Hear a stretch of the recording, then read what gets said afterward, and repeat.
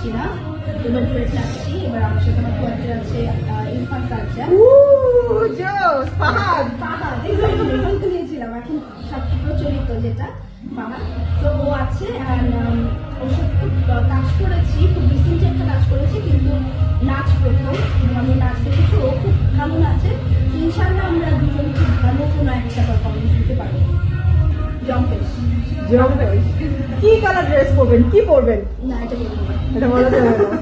আচ্ছা, আমি শুনেছি ওয়াইফাই যারা পারফরমেন্স করবেন বা ওয়াইফাই যারা রেড কার্পেটে হাঁটবেন তারা অলরেডি হচ্ছে ডায়েট শুরু করে দিয়েছেন, অনেক কিছু মেকআপ করছে, রূপচর্চা করছে। আপনি এত নাচতে ডায়েট এমনি হয়ে যায়, এক্সারসাইজ এমনি হয়ে যায়, যে এত ঘামছি এটা এক্সারসাইজ মনে হয়, এই জন্য আর বেশি বলে।